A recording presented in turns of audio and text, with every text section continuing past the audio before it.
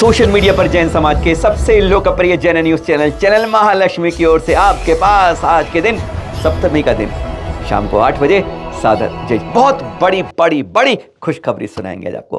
कहते हैं कई बार दिन बहुत अच्छा मिलता है, खुशियों में आदमी यहाँ तक नहीं यहाँ तक आनंदित कर जाता है। इसी के साथ आज बात कर रहे हैं आपके साथ दक्षिण में श्रवण बेलकुल दृश्य के साथ शुरुआत कर रहे हैं आपके साथ। जैन आयोग कुछ राज्यों में बन गया है, कुछ की इंतजार हो रही है। कर्नाटक में बन गया, राजस्थान में बन गया, केरला में बन गया और बाकी जगह इंतजार हो रहा है। आंध्र प्रदेश में बन गया है। लेकिन जैन आयोग के फ़ायदा कितने ले पा रहे हैं? कर्नाटक के अंदर बहुत ज़्यादा शिकायतें मिल रही थी कि बहुत बड़ी राशि आती है अल्पसंख्यक आयोग से जैन समाज के पास, वो वापस चली जाती है, फंड का इस्तेमाल नहीं होता। 100 करोड़ आएगा वापस चला जाएगा, चंद करोड़ 1-2 करोड़ इस्तेमाल होता है, 4-5 करोड़ इस्तेमाल बाकी चला जाता है। लेकिन वैसे आपको बताएं कर्नाटक के अंदर ना 10 मठ हैं, महाराष्ट्र के अंदर 2 मठ, तमिलनाडु में 2 जैन मठ हैं, यानी टोटल 14 जैन मठ हैं। कुछ हिस्ट्री के बारे में जानकारी होनी चाहिए। सबसे ज़्यादा मठ यहाँ पर हैं, श्रवण बेलगोल जैन मठ के आप दृश्य देख भी रहे हैं। आप आचार्य गोवर्धन नंदी जी के चरणों में बारंबार नमन करते करते बहुत बड़ी खुशखबरी की जो इन्हीं के सहयोग से मिल पाई है सारे समाजों को, सारे राज्यों के लिए। यह बात है। आप भी सोच रहे हैं बेकरार क्यों कर रहे हैं, फटाफट बोलना चाहिए, यूट्यूब पे बोल रहे हो, जल्दी बोलना चाहिए। 30 करोड़ रुपए की आवंटित हुई है राशि। एक लाइन में बोल दें आपको खुशी होगी बात। 30 करोड़ 10 मठों के लिए यह राशि दी गई है राज्य सरकार द्वारा, पहली बार और आगे के वर्षों में लगातार दी जाएगी। और यह राशि 30 से 50 और फिर 100 करोड़ कर दी जाएगी। बहुत बड़ी खुशी की बात है।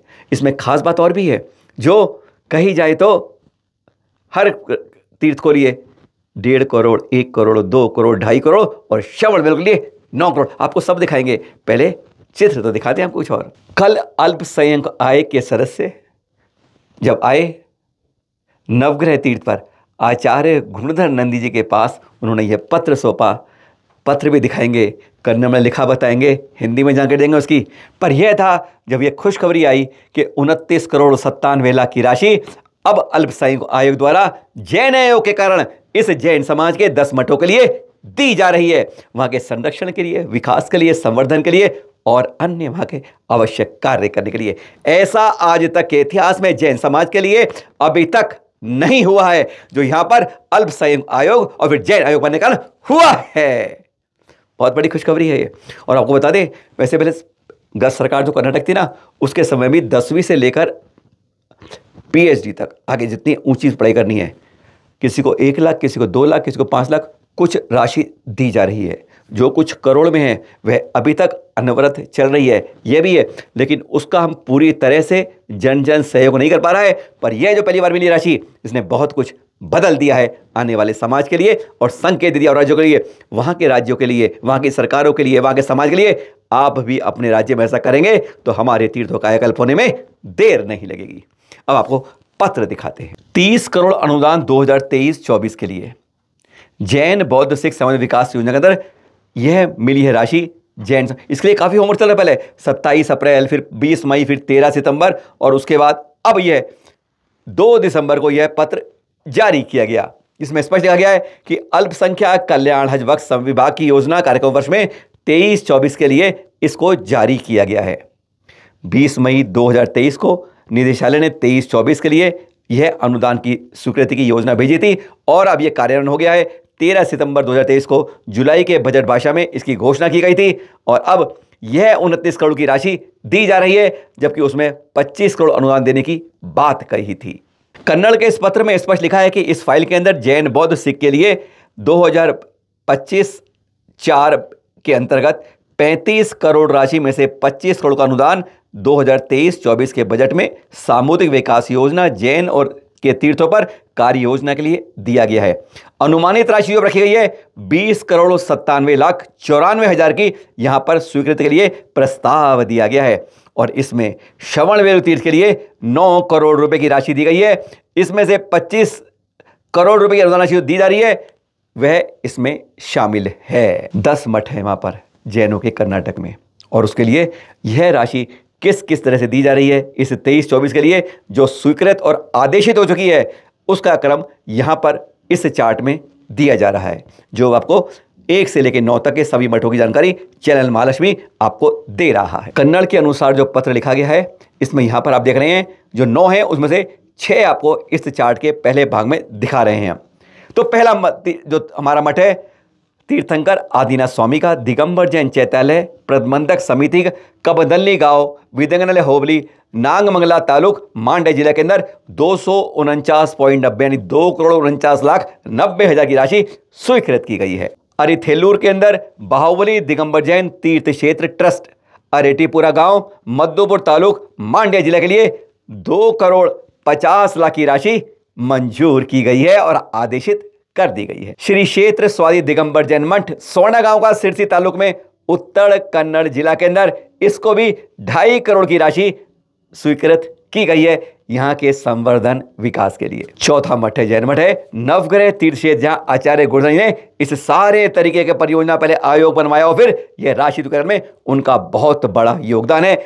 इस तीर्थ क्षेत्र पर जो वरुर गांव हबुली के अंदर धारवाड़ जिले में पड़ता है 2,47,34,000 की राशि स्वीकृत की गई है। पांचवा मठ है श्री पार्श्वनाथ दिगंबर जैन कल्याण और धर्मार्थ ट्रस्ट 1008 पार्श्वनाथ दिगंबर जैन मंत्री अति क्षेत्र के तहत जो है कामथन गांव बीदर तालुक में 2.5 करोड़ की राशि इसके लिए आदेशित स्वीकृत की गई है। छठा मठ है चिकमंगलूर के अंदर, जी हां, ज्वाला मालिनी मंदिर सिमनागढ़े बस्ती माता का, जिसके लिए 2.5 करोड़ की राशि स्वीकृत की गई है। सातवां मठ, जी हां, मूणमद्री, जहां 1000 खंबे वाली बस्ती है जैन मठ दक्षिण कन्नड़ जिले में पड़ता है, इसके लिए भी 2.5 करोड़ की राशि स्वीकृत की गई है। हर की आवाज में है होम्बुजा की पद्मावती, जी हां, वह जैन मठ होसनगर तालुक शिवमोगा के अंदर है, इसके लिए भी 2.5 करोड़ की राशि स्वीकृत की गई है। कमल बसदी बेलगांव का, इसके लिए 1 करोड़ की राशि स्वीकृत, ये टोटल होता है 20,97,94,000 की राशि।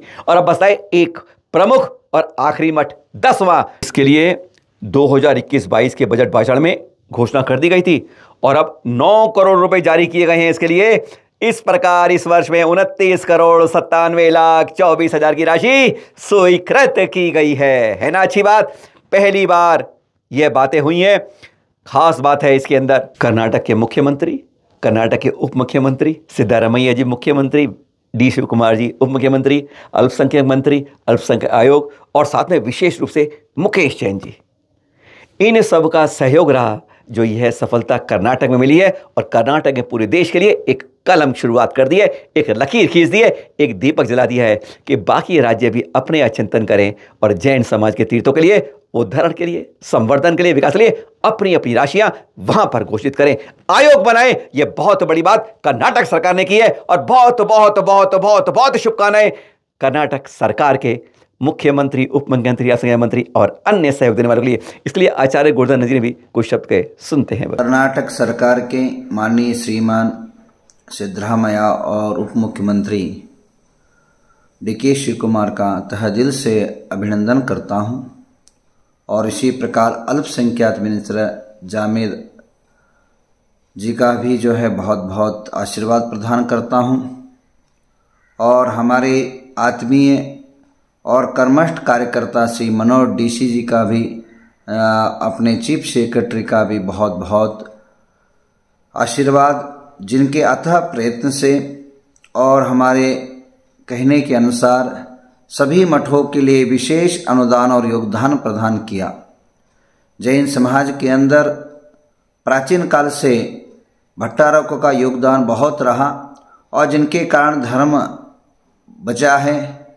पिछले मुगल कालों के अंदर और सभी जो है आचार्य समाप्त हो चुके थे, मुनिराज दिखते नहीं थे। इन्हीं भट्टारकों के निमित्त से जो है धर्म का शासन काल जीवंत रहा और उन भट्टारकों की पीठ अभी जीर्णोद्धार के लिए और गवर्नमेंट के सरकार के द्वारा यह अनुदान बातचीत के अनुसार उन्होंने प्रदान किया। इसके लिए बहुत बहुत धन्यवाद। और अगले साल में भी जो है मैं मांग करूंगा, अभी जैसे 50 करोड़ रुपए जो है आपने अलग रखा है जैन शासन के लिए, अगली बार 100 करोड़ का योगदान रखे, जिससे जैन समाज के अंदर अनगिनत जो है जीर्ण शीर्ण मंदिर हैं, जीर्ण शीर्ण प्रतिमाएं हैं और जीर्णोद्धार के ढेर सारे काम हैं जो प्रगतिशील हो सके और अनेक मंदिर और धर्मशालाएं और आयतन बन सके, हॉस्टल बन सके, कॉलेज बन सके, ऐसी भावना बांधते हुए पुनः गवर्नमेंट और सरकार को बहुत बहुत आशीर्वाद और नित्य निरंतर सदा जिन धर्म जयवंत रहे। ओम नमः। जब अच्छी खबर मिलती है ना तो दुख वाली खबर भी मिलती है। अब जनवरी, फरवरी, मार्च में लगातार चोरियां सुन रहे थे और फिर चोरियों का सिलसिला। परसों 2 चोरी बताई थी भोपाल के अंदर, और आप सुन लीजिए वहीं मध्य प्रदेश की एक और चोरी, गंज बसोदा में 300 साल पुरानी प्रतिमाएं, आदिनाथ भगवान की, शांतिनाथ भगवान की, पारस प्रभु मूल और साथ में महावीर स्वामी की। यह अतिशयकारी श्री चंद पारस प्रभु का अतिशय क्षेत्र है गंज बसोदा के सिगनोटा गांव के अंदर। चारों अधातुएं प्रतिमा सीसीटीवी कैमरे में फुटेज हुई, पुलिस खंगाल रही है, लेकिन अभी तक खाली हाथ है। शनिवार तड़के सुबह, शायद ये रात को 12-1-2 बजे की घटना थी। उसके बाद जब सीसीटीवी खंगाला गया, जानकारी ली जा रही है, कोशिश की जा रही है पुलिस द्वारा। दावे तो बहुत होते हैं, जैसे यहाँ भी कर रहे हैं, सुनिए जरा। मेरे को जानकारी प्राप्त हुई थी कि सुबह मैं जैन समाज के एक जनप्रतिनिधि द्वारा मुझे बताया गया था कि सिन्नोटा में पार्श्वनाथ जैन मंदिर में अज्ञात बदमाशों द्वारा पीछे से शटर को उठाकर अंदर प्रवेश करके मंदिर के जो गर्भगृह है उसके ताले तोड़कर और भगवान की कुछ मूर्तियों को चोरी किया गया। उसी क्रम में मैं आज यहाँ आया था। अपने एफएसएल टीम और फिंगरप्रिंट एक्सपर्ट, डॉग स्क्वाड को बुलाकर थाना प्रभारी को इसी काम में लगाकर देखा जा रहा है। इसमें अभी प्राप्त जानकारी अनुसार 4 मूर्तियाँ जो अष्टधातु की हैं और काफ़ी प्राचीन बताई जा रही हैं, उनको अज्ञात चोरों द्वारा ले जाया गया है। सीसीटीवी फुटेज को भी खंगाला जा रहा है, अभी उसको देखा जा रहा है। अगर वो चालू होगा तो उसमें से भी कुछ साक्ष्य मिलेगा। हो गए चुनाव, राजनीति में हमें नहीं पढ़ना, लेकिन राजनीतिज्ञों को अपने अनुसार जानकारी जरूर देनी होगी। सत्ता में कोई हो, उसको अपनी जानकारी जैन तीर्थों की सुरक्षा के लिए कुछ करनी होगी। पर हाँ, आज तो पहले बता दें आपको, 10 मध्य प्रदेश में और 12 राजस्थान में जैन उम्मीदवार विधायक बन गए। बहुत बहुत शुभकामनाएं। आपको मध्य प्रदेश का चार्ट दिखाते हैं और कुछ नाम दोनों राज्यों के सुनाते हैं। पहले मध्य प्रदेश की बात करते हैं। हार जीत का सिलसिला आप देख रहे हैं, बताए थे। भोजपुर के अंदर सुरेंद्र जी पटवा 41,10 मतों जीते। उज्जैन उत्तर में अनिल जी कोलूहड़ा जीते 27,480 मत से। महिदपुर के दिनेश बोस जीते 290 मतों से। शिवपुरी में देवेंद्र जीते 32,556 मतों से। सागर में शैलेंद्र 9,886 मतों। यहाँ पर त्रिकोणीय मुकाबला सिर्फ जैनों में ही था। निवार का नीला जीते 17,298 मतों से। यह जैनों की बहुत बहुत खुशी की बातें हैं। रतलाम से चेतन कश्यप जीते 60,708, बहुत बड़े अंतर जीते रतलाम के अंदर चेतन कश्यप जी।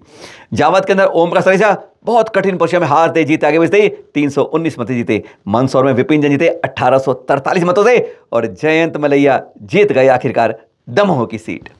राजस्थान में भी इस तरह चार्ट आप ध्यान से देख रहे हैं, हार जीत के दस्ते देख रहे हैं, पर राजस्थान के नाम बता देते हैं आपको।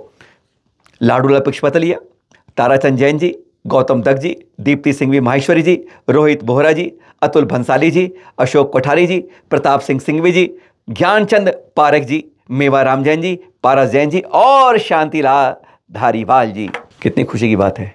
10 मध्य प्रदेश से और 12 राजस्थान से 22 जैन विधायक होंगे। सब पर जिम्मेदारी आती है, पार्टी की बात नहीं है। जैन समाज की सुरक्षा की, तीर्थों के अचल अचल तीर्थों की सुरक्षा के लिए बात को आगे पहुंचाकर कहते हैं सत्ता से आवाज़ सुरक्षा की पहुंचती है। अब आपके पास वह कंठ पर जिम्मेदारी आती है। आप सभी को चैनल महालक्ष्मी सांध्या जी बहुत बहुत बहुत शुभकामनाएं और साथ में अपने कर्तव्य के निभाएंगे, इसी वादे को हम बार बार आपको याद दिलाएंगे। इस बारे में आज मुनिश्री प्रमाण सन्नी गुड़तैन से भी कहा, क्योंकि अब कहते हैं लोकसभा की बारी है, कितने खड़े होंगे, कैसे खड़े होंगे, एक बार उनसे भी सुन लेते हैं।